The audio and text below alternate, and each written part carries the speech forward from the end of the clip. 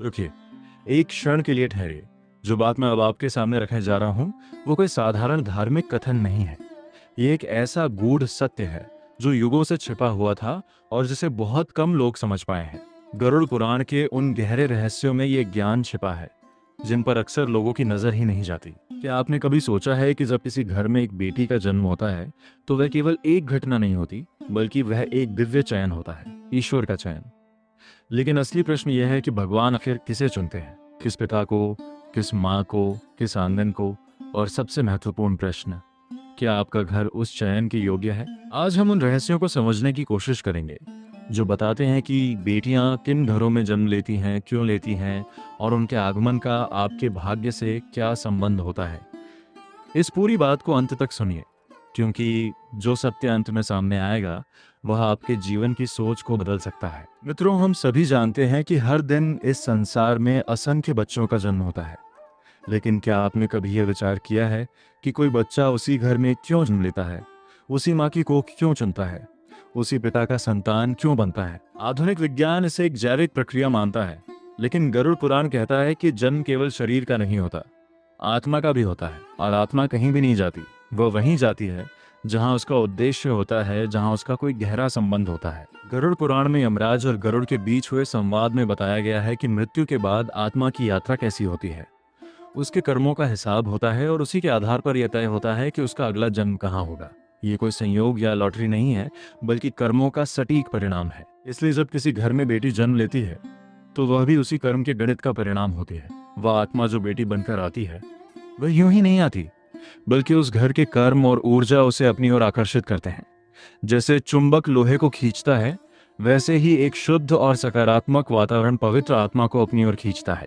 यही कारण है कि कुछ घरों में बेटी के जन्म लेते ही वातावरण बदल जाता है। जो भाग्य रुका हुआ था वह चलने लगता है, और जो दिल कठोर थे वे पिघलने लगते हैं। ये कोई संयोग नहीं, बल्कि ऊर्जा का परिवर्तन है।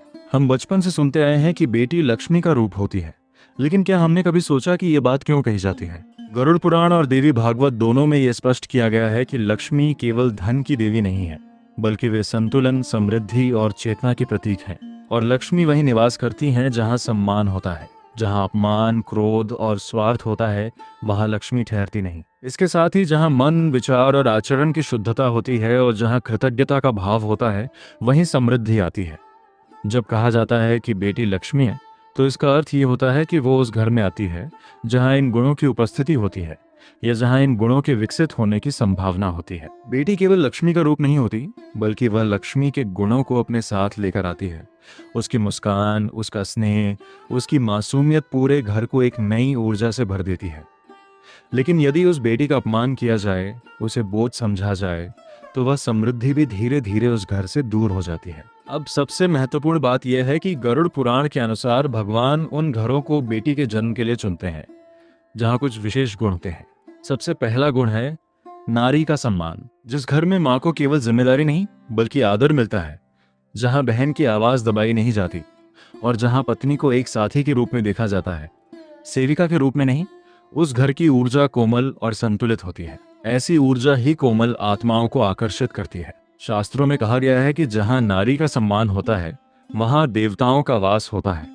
ये केवल एक कथन नहीं, बल्कि एक गहरा आध्यात्मिक सिद्धांत है। दूसरा गुण है संवेदनशीलता। जिस घर में लोग दूसरों की सहायता करते हैं, जहां दया और करुणा का भाव होता है, वहां बेटी का जन्म उस करुणा को और बढ़ाने के लिए होता है।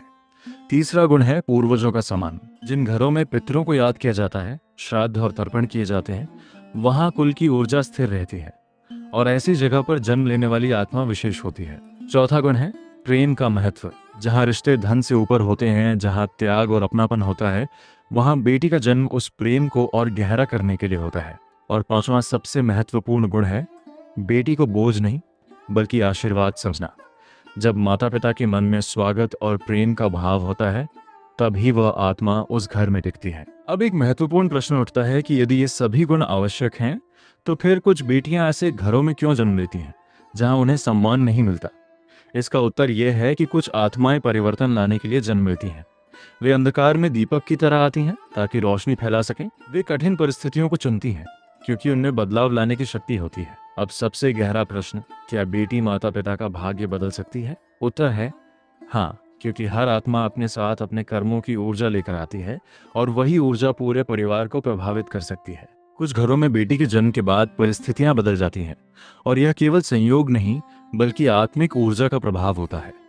गरुड़ पुराण यह भी बताता है कि आत्मा अपने साथ अपने संस्कार, अधूरे कर्म और एक उद्देश्य लेकर आती है और यही उसके स्वभाव और जीवन में दिखाई देता है। अंत में यही समझना जरूरी है कि बेटी का जन्म केवल एक खुशी नहीं बल्कि एक जिम्मेदारी भी है। उसका सम्मान, उसकी शिक्षा, उसकी स्वतंत्रता, ये सब उस दिव्य अवसर का हिस्सा है जो ईश्वर ने उस परिवार को दिया है। जब यह जिम्मेदारी निभाई जाती है तो केवल एक बेटी नहीं, पूरा परिवार उन्नति करता है। इसलिए यदि आपके घर में बेटी है तो समझिए ये ईश्वर का विशेष आशीर्वाद है, और यदि नहीं है तो हर बेटी का सम्मान करना आपका कर्तव्य है, क्योंकि जहां नारी का आदर होता है वहीं सच्ची समृद्धि और शांति का निवास होता है।